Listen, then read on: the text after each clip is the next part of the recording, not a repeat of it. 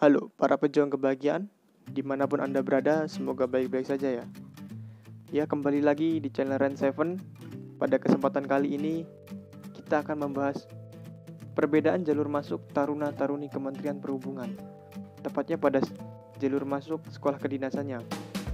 Seperti yang kita tahu, sekolah kedinasan Kementerian Perhubungan memiliki 3 jalur masuk, yaitu Polbid atau pola pembibitan, reguler, dan mandiri.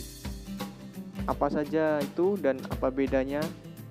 Mari kita simak pembahasannya berikut. Life could be a dream, life could be a dream. Shaboom. Yang pertama, Polbid atau pola pembibitan. Untuk seleksi masuknya, yang paling awal dan paling mendasar ialah SKD atau seleksi kompetensi dasar. Dibagi menjadi 3 subtes, yaitu TWK, tes wawasan kebangsaan, TKP, tes kepribadian, dan TIU, tes intelijensi umum. Kemudian ada psikotes, potensi akademik, meliputi IPA, matematika, bahasa Inggris, dan bahasa Indonesia. Lalu tes kesehatan luar dan dalam, kemudian tes kebugaran jasmani, meliputi lari 12 menit, shuttle run, push up, dan sit up 1 menit, kemudian wawancara, dan yang terakhir ialah pantokir. Untuk biaya pendidikan taruna-taruni Polbid tidak dipungut biaya, alias gratis, karena biaya pendidikan sudah ditanggung oleh pemerintah. Akan tetapi, untuk biaya makan dan laundry dibebankan kepada taruna-taruninya sendiri. Untuk kisaran biayanya berbeda-beda di setiap instansi sesuai lokasi instansi tersebut. Jadi tidak sama. Kemudian prospek kerja untuk jalur Polbid setelah lulus, taruna-taruninya akan bekerja sebagai PNS atau ASN di lingkungan Kementerian Perhubungan. Yang kedua, jalur reguler. Pada jalur reguler, seleksi masuknya hampir sama dengan jalur Polbid. Hanya saja jalur reguler tidak melaksanakan tes kompetensi dasar atau SKD. Biasanya seleksi jalur Polbid dan reguler hampir bersamaan. Kemudian biaya pendidikan pada jalur reguler. Taruna-taruni dibebankan biaya pendidikan, namun tidak penuh, karena tetap mendapat subsidi dari pemerintah, jadi masih terbantu. Untuk prospek kerja, setelah lulus, taruna-taruni jalur reguler dapat bekerja di BUMN, perusahaan, mendaftar sebagai CPNS, dan bisa juga mendaftarkan diri sebagai TNI atau Polri, biasanya sebagai perwira karir. Yang ketiga, jalur mandiri.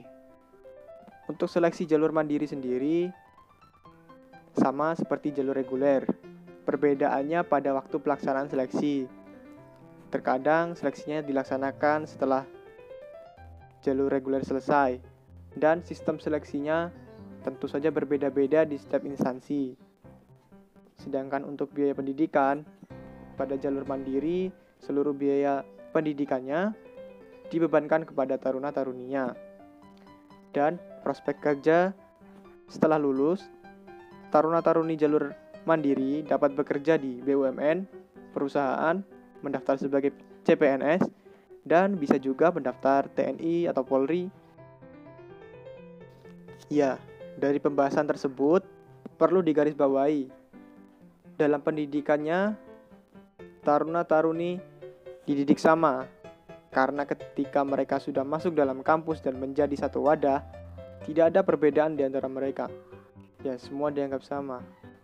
Kemudian, taruna-taruni bebas untuk berprestasi, dan mereka yang berprestasi akan mendapatkan beasiswa, mulai dari prestasi akademik maupun prestasi non-akademik. Dan jangan khawatir, juga ada beasiswa bantuan pendidikan bagi yang kurang mampu. Ya, dan masih banyak lagi beasiswa-beasiswa ketika sudah menjalani pendidikan. Jika dihitung-hitung, untuk biaya pendidikan di sekolah kedinasan Kementerian Perhubungan masih terjangkau dan tidak terlalu mahal. Apalagi kita akan hidup dalam asrama. Tentu saja hidup di asrama kita tidak akan sebebas kehidupan di luar, di mana kita tidak akan mengeluarkan banyak uang untuk keperluan-keperluan lain seperti hangout, atau ngopi, atau jalan-jalan. Untuk liburannya sendiri, setiap Sabtu Minggu namanya pesiar, di mana kita akan diberi waktu untuk pulang ke rumah, mengunjungi sanak saudara, atau sekedar berjalan-jalan. Nah, teman-teman yang berminat untuk mendaftarkan sebagai taruna-taruni Kementerian Perhubungan dapat melihat informasinya secara lengkap di website si pencatar atau mengunjungi website instansi sekolah kedinasan yang ingin teman-teman daftari. Demikianlah beberapa informasi yang dapat Range 7 sampaikan. Ya, semoga bermanfaat dan dapat dimengerti. Sebelum mengakhiri video, Range 7 ingatkan jangan lupa untuk like video ini dan subscribe jika kalian menyukainya. Dan semoga sehat selalu. Salam pejuang kebahagiaan dimanapun Anda berada. Sampai bertemu di... menonton video Range 7 berikutnya. Terima kasih. Sampai jumpa.